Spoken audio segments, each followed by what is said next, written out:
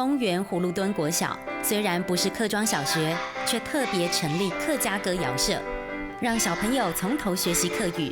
校园中笑声不断，落实快乐学习，正是学校的教学风格。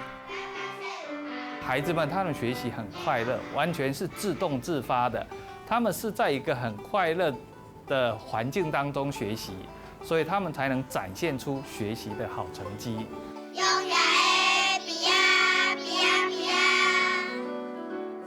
低年级小朋友从半句客家话都不会讲，到舞台上完美呈现，靠的是活泼的童谣唱游，激起孩子们学习兴趣。发音上面有困难，但是因为加上了曲调跟旋律之后，他们就会觉得，唱起来让他们觉得很开心、很快乐。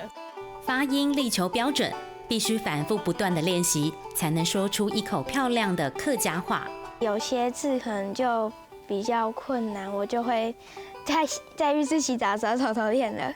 讲嘅有同法，讲嘅有同法。很棒，然后觉得你们很棒哦，学2次的话就会了。那老师呢？董庆福，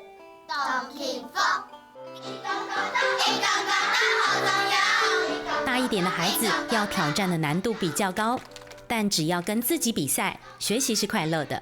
歌曲里面有笑声，然后老师都会故意扮鬼脸让我们笑。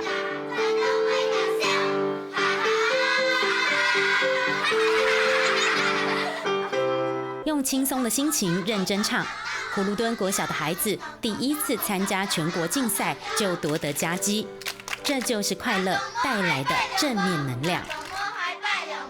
上课喽！董庆福，董庆福，董庆福。